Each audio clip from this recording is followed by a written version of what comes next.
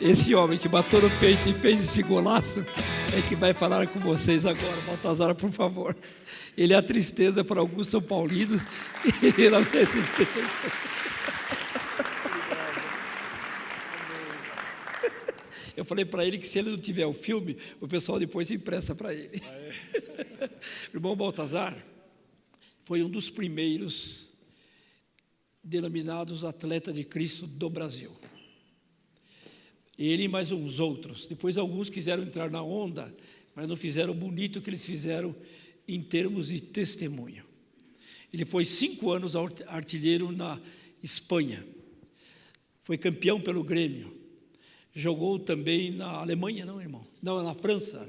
Na França. E depois terminou a carreira dele no Japão, onde ele viveu uma grande prova de fé e Deus o abençoou muito. Para nós é um grande prazer tê-lo aqui com a gente. Eu sei que tem antes do tempo dele, que é o irmão Lance, Ernesto Lance. Está de cadeira de rodas por causa de um tremendo acidente. Ele nunca sofreu isso no futebol, mas um motorista fez pior do que os Becks fizeram para ele. Quando o Baltazar começou a carreira, o técnico disse para o marcador dele: bate da cintura para cima, senão esse homem vai fazer gol em cima de você. E ele bateu mesmo. Nos últimos instantes do jogo, o Baltazar dividiu uma bola com esse Beck e o Beck saiu machucado. O Baltazar pôs a mão no ombro dele e disse assim: perdão, companheiro, eu não queria machucá-lo. Anos depois, esse Beck deu testemunho de que a maior experiência da vida de boleiro, como a gente fala, de futebolista dele, foi que naquela semana ele dormiu de dor na consciência.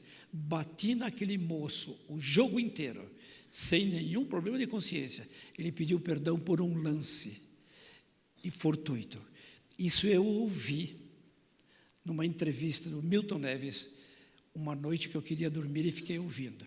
Olha, por isso eu digo, para mim, é um grande prazer trazer esse irmão aqui para falar da experiência dele para vocês. Baltazar.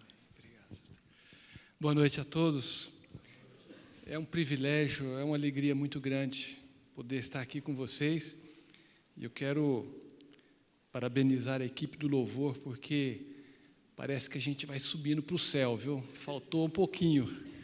Que bênção a gente poder ouvir e adorar juntos assim, a gente ser participante desse louvor. Eu tenho uma alegria muito grande de ter jogado em muitos clubes. Jamais poderia sonhar em jogar em tantos clubes do Brasil, como o Grêmio de Porto Alegre, o Palmeiras, Flamengo, Botafogo, Seleção Brasileira. Joguei também na Espanha, no Atlético de Madrid, no Celta, joguei no Porto de Portugal, joguei na França, no Rennes, joguei depois no Goiás, encerrei a minha carreira jogando no Japão. E eu pude marcar muitos gols. Esse foi um dos gols mais bonitos. Desculpem os São Paulinos, né? Mas isso passa, né? Eu marquei gols bonitos, importantes. Esse foi a decisão do Campeonato Brasileiro. Fomos campeões brasileiros a primeira vez que o Grêmio. Mas a minha maior alegria, o maior gol que eu marquei na minha vida, não foi no estádio de futebol. Foi um dia quando eu dobrei os meus joelhos no meu quarto.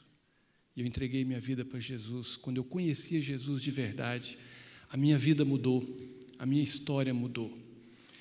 Eu já parei de jogar futebol, já tenho 18 anos, tudo ficou no passado, fama, dinheiro, tantas viagens, tantas regalias, tantas coisas que são realmente bonitas, agradáveis na vida profissional, mas tudo passa.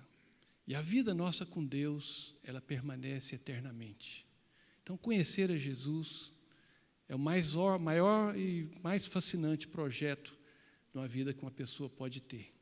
Eu gostaria muito de compartilhar algumas coisas com vocês nessa noite.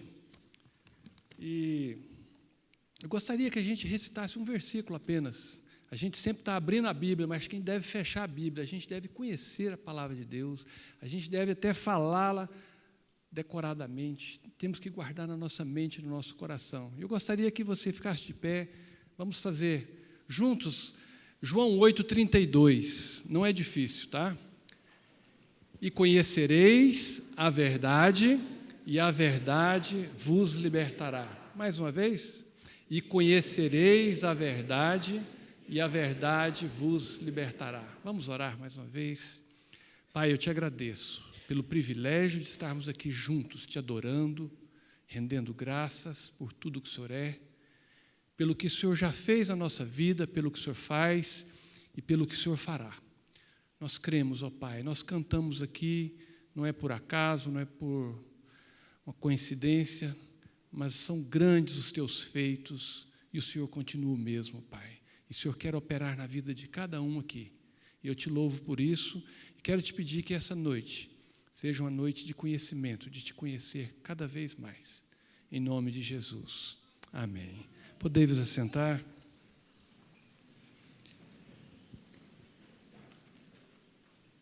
E conhecereis a verdade, e a verdade vos libertará.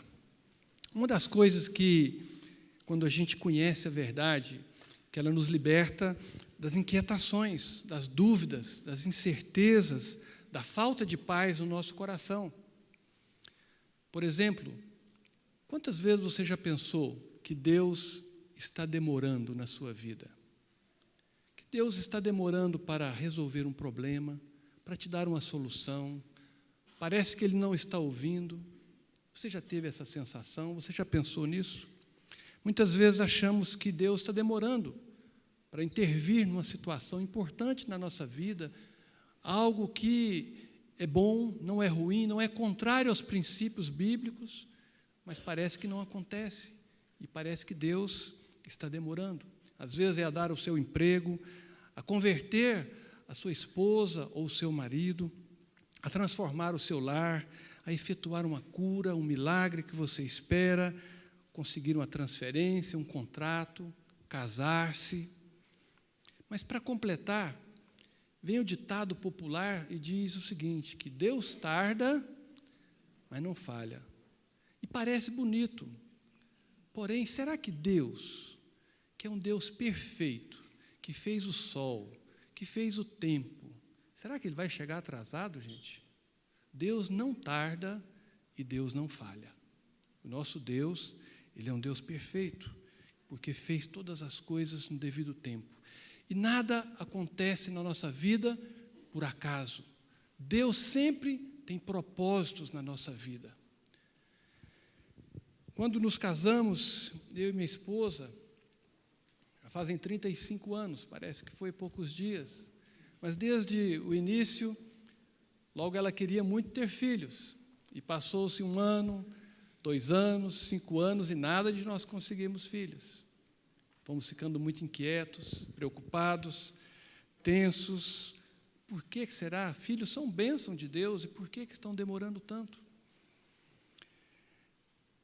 Passaram-se 10 anos, passaram-se 12 anos, e eu me lembro quando completamos praticamente 12 anos de casados, nós tínhamos morado 7 anos na Europa, e encerramos aquele ciclo, resolvemos fazer um passeio, e eu, como me senti dos maridos mais importante, levando a minha esposa em Veneza, né, na Itália, tão romântico, andando de gôndola. Ficamos hospedados num hotel muito típico na cidade. Eu fiquei todo empolgado, né, como marido, né, me sentindo importante. Mas quando eu olho para ela, naquele quarto do hotel, ela estava chorando. E falava, eu troco tudo isso para ter filhos. E nós não conseguimos, só Deus poderia dar. Muitas vezes a gente pensa que é tão natural, mas tudo, os filhos são presente de Deus, são bênção de Deus para a nossa vida. E depois de 14 anos, nós recebemos um presente que se chama Mateus, que é presente de Deus. Literalmente significa isso. Nós fizemos tratamentos na Espanha, Madrid, fizemos tratamentos Rio de Janeiro, nada. E depois de 14 anos, veio nascer justamente em Goiânia, uma cidade pequena, sem tantos recursos, mas próximo dos 4 avós, a maioria dos nossos familiares todos ali, já no final da minha carreira. Parece que os meus olhos caíram-se as escamas, eu pude enxergar e entender como Deus tinha sido bom, como Deus faz as coisas certas e no tempo certo, porque Ele tinha um propósito. No tempo que eu jogava, foi já no final da carreira ali, no tempo que eu jogava, haviam poucos atletas convertidos, e eu era muito convidado para dar palestras, testemunhos em vários lugares. Se nós tivéssemos filhos pequenos, seria muito difícil. E Deus tinha um propósito, Deus tinha um alvo para a nossa vida.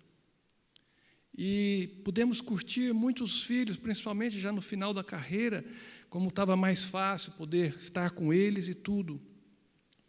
E nós vimos muitos resultados, como Deus faz as coisas corretas. E a Bíblia diz que todas as coisas cooperam para o bem daqueles que amam a Deus. Muitas vezes nós não entendemos as situações no momento. É por isso que o cristão, que nós não vivemos pelo que nós estamos vendo, nós vivemos pela fé. O justo viverá pela fé. E nós temos essa confiança. Se nós realmente amamos a Deus, que tudo que tem acontecido na nossa vida é para o nosso bem, é para o nosso bom propósito do que Deus realmente faz. Eu vejo alguns exemplos na Bíblia que são muito grandes. Quando Jesus já era na 4ª vigília da noite, tudo escuro, parecia que Jesus estava atrasado, ele veio andando sobre as águas. Era tarde, parece que ele tinha se atrasado, mas não, ele veio demonstrar o seu poder, manifestar a sua glória. Eu vejo quando Moisés está diante do Mar Vermelho. Imagine que o exército de Faraó todo perseguindo a Moisés com o povo de Israel, montanha de um lado, de outro, e o Mar Vermelho na frente. Que situação, parecia que Deus estava atrasado.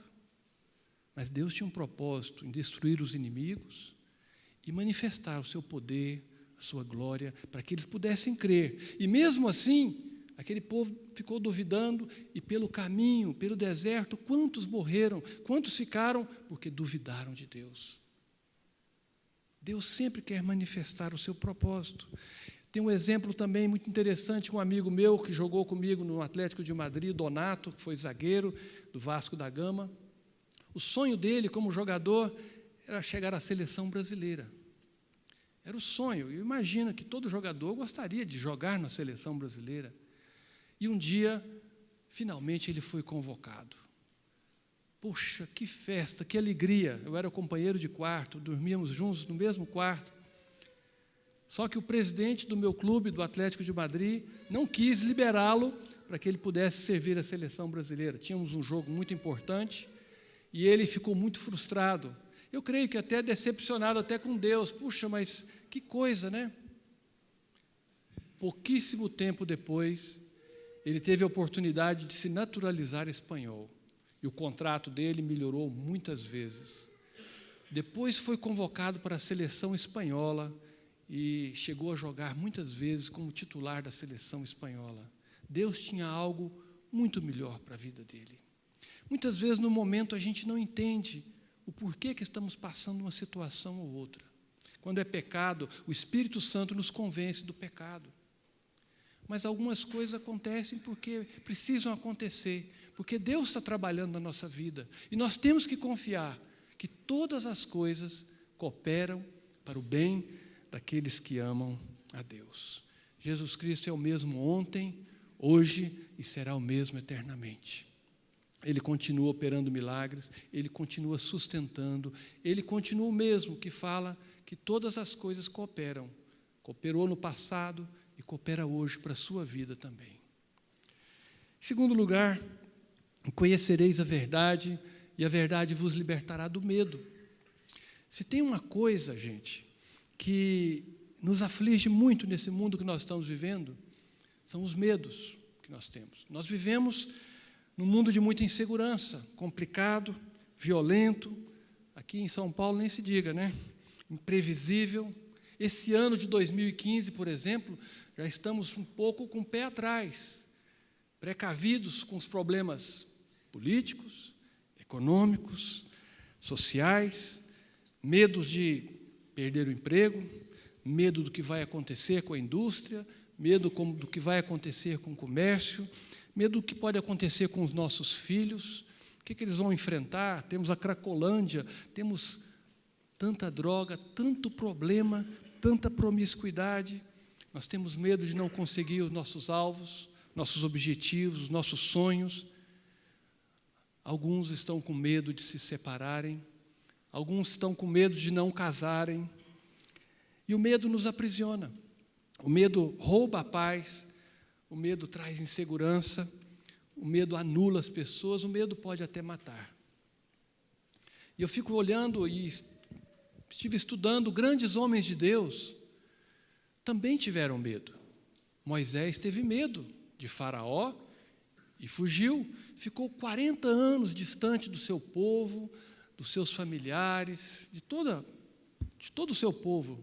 Difícil, 40 anos longe, por causa do medo que ele teve de Faraó. Nós vemos que os discípulos de Jesus também, quando Jesus foi preso, eles também tiveram medo e fugiram. Nós vemos Elias, também teve medo, depois de vencer os profetas de Baal, ficou com medo de uma mulher, de Jezabel, que ameaçou que o sangue dele, seria lambido pelos cães. E olha, o medo faz coisas. Jacó também teve medo de Esaú, seu irmão, que o jurou de morte, porque ele havia usurpado a bênção do seu pai. E eu fiquei olhando sobre a vida desses grandes homens de Deus, e eu pude perceber em todos eles uma experiência maior que eles tiveram, de conhecer de perto, não só de ouvir falar. Os seus medos se foram. E eu fiquei vendo que Moisés, quando ele está ali naquele lugar, e aquela sarça, aquela árvore, aquele arbusto pegando fogo, e Deus fala com ele: olha, volta para o Egito, eu vou libertar o povo. E ele volta, sem medo, e liberta todo o povo de Israel. O medo dele se foi. Os discípulos de Jesus, depois que o viram ressuscitado, os cravos, os sinais dos cravos na mão de Jesus, não tiveram medo de mais nada. Enfrentaram prisões, mortes, tudo, porque eles conheciam de verdade quem era Jesus. Elias, quando estava na caverna, escondido ali, num sussurro do vento, Deus fala com ele: Elias, volta, eu separei alguns que não se dobraram o joelho. E aquela mulher, na verdade, que Deus tinha falado, é que os cães lamberiam o sangue dela, o que efetivamente aconteceu. Ela caiu e os cães lamberam o sangue dela. O medo de Elias se foi. Jacó também, que estava com tanto medo, seu irmão havia jurado de morte, Deus fala com ele: pode voltar para a sua terra. Só que ele ficou com medo, e no vale de Jaboque, ele luta com Deus, e Deus o abençoa, e ali ele vai em paz e sem medo para enfrentar o seu irmão, e Deus o abençoa, e ele é bem recebido e sem nenhum problema. Fiquei lembrando também de uma experiência, o Nelinho, o jogador que foi da seleção brasileira, eu creio que alguns se lembram, o Lance deve se lembrar bem. Nelinho foi um lateral direito da seleção brasileira na Copa de 78, jogou no Cruzeiro, no Atlético Mineiro, jogou comigo também no Grêmio de Porto Alegre, tive o privilégio de jogar com ele. E ele se tornou político em Minas Gerais. E uma certa vez, uma mulher chegou nele e falou: olha, você precisa nos apoiar em tal projeto. E ele falou assim: eu não vou apoiar. Ele é bem duro, direto. Ele falou: eu não vou apoiar. Ele falou: olha, se você não nos apoiar, nós vamos te dar a maior vaia no plenário. Ele falou assim: quantas vocês são? Ele falou: nós somos umas 50, você vai ganhar a maior vaia no plenário. Sabe o que ele falou para elas? Ele falou assim: olha, vocês podem vaiar à vontade. Eu estou acostumado a receber vaia no Maracanã de mais de 100 mil pessoas. Então, não são essas 50 que vai me abalar. É apenas uma brincadeira, a ilustração, mas isso nos faz pensar que quando nós conhecemos um Deus de verdade, um Deus que pode todas as coisas, um Deus que os impossíveis dos homens são possíveis para Ele, quando vem algumas coisas que querem nos ameaçar, para que nós fiquemos com medo, é bom a gente lembrar da grandeza do poder de Deus e da experiência maior que nós temos, para que a gente não se deixe amarrar e ser aprisionado pelos medos nessa vida. Mas eu também tive uma experiência lá no Japão de muito medo. Eu fui numa época muito interessante para o Japão, que estava se descobrindo o Japão depois que o Zico tinha ido. Era um bom dinheiro, contratos bons, um país maravilhoso, só que tem muito terremoto. E eu assinei o contrato, tudo certo, todo mundo feliz, a família, e de repente aconteceu um terremoto de Kobe, morreram mais de 5 mil pessoas. E a cidade que eu ia era próximo de Kobe. Aí até uma irmã minha falou, olha, se eu fosse você, eu não iria para o Japão. Eu falei, não, mas eu assinei um contrato. Falei, mas contrato pode rescindir. Aí eu falei, mas eu recebi o dinheiro adiantado já, uma parte. Ela falou assim, não, mas você devolve. Eu falei, não, eu já gastei.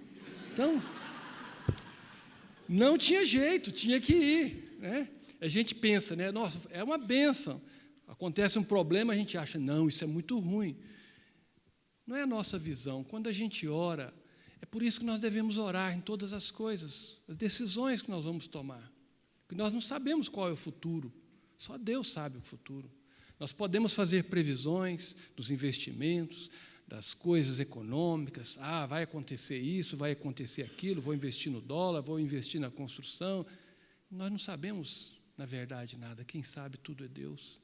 E nós temos que estar orando e consultando com Ele. E olha, eu fui assim para o Japão, só que as coisas começaram a dar muito para trás, muito problema. Os terremotos ainda continuavam, e o duro é que a gente foi morar no 11º andar do prédio. Teve um dia que balançou tanto, nós tínhamos o nosso filho pequenininho, 1 ano e pouco, e balançava, e batia as portas assim, e eu pensei, será que eu trouxe a minha família para morrer aqui no Japão? Não é possível. E eu fiquei com muito medo. Os japoneses não tinham medo, aquilo lá parece que é normal. Mas nós ficamos com medo. Eu estava com medo também de não atingir os meus alvos, meus objetivos profissionais. Tinham me contratado para fazer gols, para poder ajudar a equipe, era da 2ª divisão, para subir. Só que eu já estava numa idade avançada, com 35 anos. Eu estava com uma lesão crônica que me incomodava muito, não podia treinar normalmente, e aquilo me impedia de jogar normal. Estava com medo também da adaptação da minha família. A minha esposa não queria ficar no apartamento que nós estávamos, porque só tínhamos nós de brasileiros. Todos, havia uma grande equipe, talvez mais umas 7 famílias, 8, não sei, de brasileiros, jogadores, a comissão técnica, que tudo moravam distantes, em outro lugar. Então, era uma reunião que eles tinham, era algo muito agradável de estarem juntos, e nós sozinhos, como brasileiros, só no meio de japoneses, e com um filho pequeno. Então, a situação para ela era muito complicada. E foi num momento assim, com medo de ser mandado embora, porque os gols não estavam acontecendo, eu estava com problemas físicos. E foi num momento assim também, que eu também tive um grande encontro com Deus. E eu não vi, como Moisés viu, o fogo pegando no arbusto. Eu não ouvi a voz de Deus como Elias, um sussurro do vento. Eu não lutei com Deus como Jacó lutou. Eu não via Jesus ressuscitado como os discípulos viram. Mas eu abri a minha Bíblia e Deus falou comigo.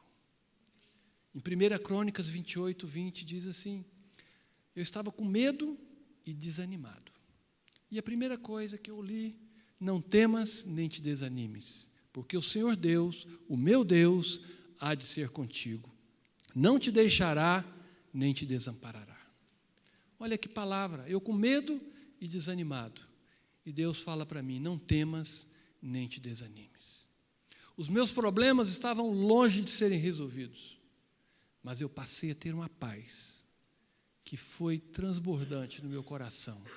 E eu falei com Deus, Deus, eu vou me esforçar, vou fazer tudo o que eu puder para que eu possa realmente estar bem, para ajudar o time, nas coisas em casa, mas está tudo nas tuas mãos. Se for para voltar para o Brasil, ser mandado embora, o que for para acontecer, eu quero estar tranquilo, em paz. Muitas vezes nós estamos esperando que Deus resolva os nossos problemas para a gente ter paz. Tem problemas que só vão ser resolvidos daqui a 1 ano, daqui a 2 anos. E você não vai ter paz, então? A paz que Jesus dá, ela é muito diferente da que o mundo dá. Deixo-vos a paz, a minha paz vos dou. Não vos la dou como o mundo a dá. A do mundo depende das circunstâncias, a nossa depende de Deus. E Ele quer nos dar paz, mesmo no meio de turbulências, de problemas e de lutas, porque Ele está conosco. Ele promete, eu não te deixarei, nem te desampararei. E Deus me deu essa paz, sabe? E as coisas começaram a acontecer. Os terremotos pararam, que é uma bênção, que parou, né? Tranquilo.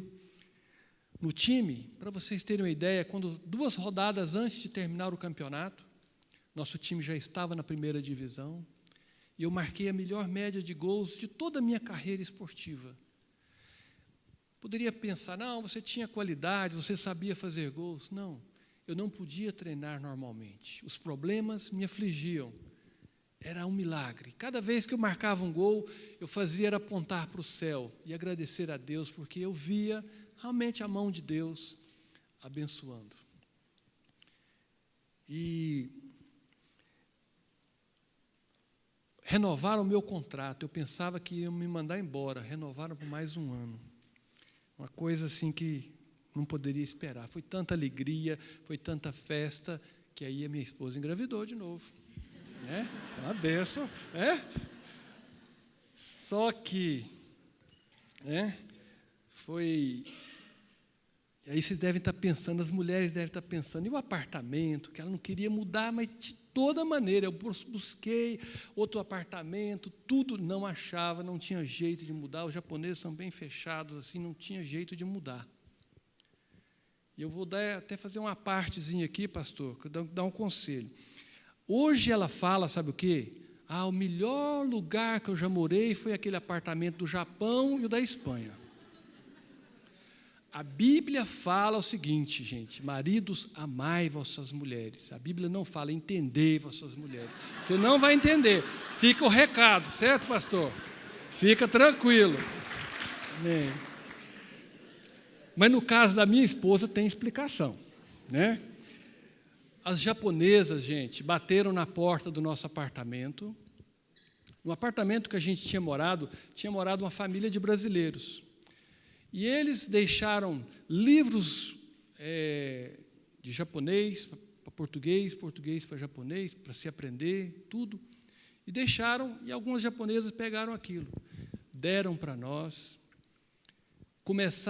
Elas chegaram lá, as japonesas, um grupo bom de japonesas, começaram a conversar, e ela me chamou, bem, socorro, vem cá. E elas todas falando assim, tudo japonês. Uma complicação, com um pouquinho de inglês, nós fomos conversando, elas queriam dar aula de japonês para minha esposa. Começaram a ir toda semana na nossa casa, dar aula de japonês, ensinar culinária japonesa, e se colocaram à disposição dela para tudo que ela precisasse. Tinha uma japonesa que todos os dias, literalmente todos os dias, ela ia para a nossa casa, levava uma comidinha japonesa, brincava com o nosso filho. Aquele lugar se tornou agradável. Aquele lugar se tornou muito bom. E foi transformado. Só Deus podia fazer isso. Eu não podia fazer nada. E essa nossa melhor amiga, no último dia, antes de nós sairmos de viagem para o Brasil, tomou a decisão de aceitar a Jesus no seu coração. Alguns anos mais tarde, seu marido também se converteu, e eles estão firmes com Jesus. Então, a gente às vezes não entende os propósitos e tudo que Deus pode fazer. Um amigo meu que é escritor diz o seguinte, que há pelo menos 365 vezes na Bíblia a expressão não temas, não tenha medo. E é como se para cada dia do ano Deus falasse para você e para mim, não temas, não tenha medo, porque Ele está conosco. Ele não nos deixa, Ele não nos desampara. E eu fico pensando, estava lembrando o anúncio dos políticos, dos donos das empreiteiras que estão sendo aí do Petrolão, né, do Petrobras. Quanto mais conhece-se a verdade, mais medo eles estão, não é verdade? Quanto mais verdade, mais medo eles vão ficando. Porque estão com medo aí, fazem delação, tudo, né? Conosco, nós andamos na contramão do mundo, gente, é diferente. Quanto mais a gente conhece a verdade, quanto mais a gente se aproxima de Jesus, menos medo a gente tem. Mais libertação nós recebemos, porque nós estamos andando com Jesus e vale a pena. Já não há mais condenação para aqueles que estão em Cristo Jesus. Em último lugar, e conhecereis a verdade, e a verdade vos libertará da angústia, da aflição. Todos nós aqui temos problemas. Todos temos dificuldades, lutas nos relacionamentos, enfermidades, mortes, problemas no namoro, problemas no casamento, patrão, empregado, vizinho, problema de saúde. E isso muitas vezes nos traz angústia, nos trazem aflições. E não é isso o que nos distingue das demais pessoas aí fora que não têm Jesus. Porque tanto eles como nós passamos lutas e temos aflições. E Jesus disse, no mundo tereis aflições, que nós vamos passar lutas e dificuldades. A grande diferença é que Deus nos ouve. E se Deus ouve, não entra no ouvido e sai no outro. Deus age, Deus intervém. O Salmo 46 diz o seguinte, que Deus é o nosso refúgio e fortaleza, socorro bem presente nas tribulações.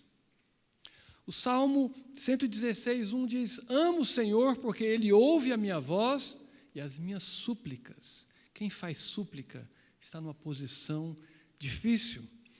O Salmo 120 também diz assim, na minha angústia clamo ao Senhor e Ele me ouve. Esperei confiantemente pelo Senhor e Ele se inclinou para mim e me ouviu quando clamei por socorro. Quem pede socorro está muito necessitado, está aflito, está angustiado.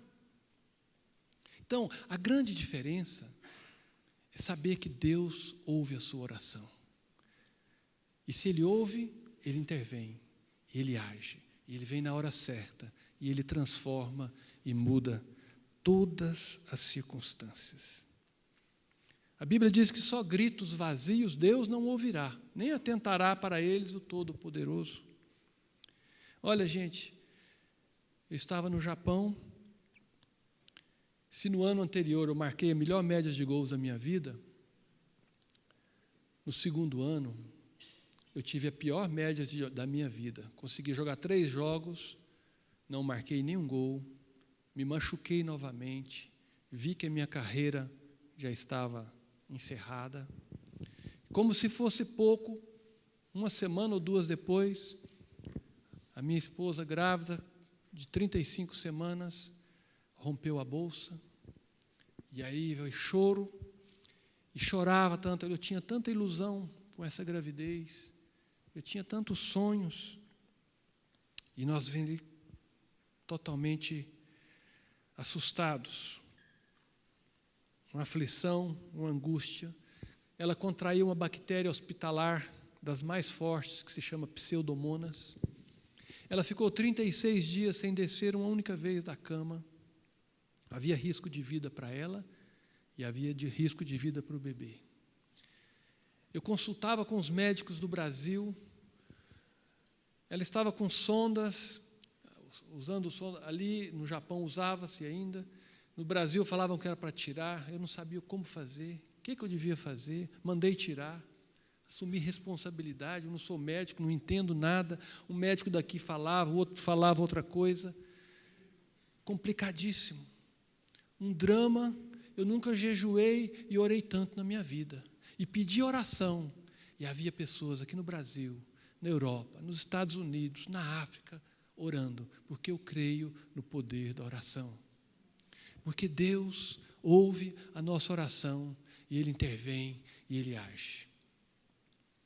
E olha, depois de tudo aquilo ali, nasceu a nossa filha, nasceu com 1,213 kg apenas, nasceu com 37 centímetros, chegou a ficar com menos de 1 quilo, ficou 90 dias na incubadora, na UTI ali,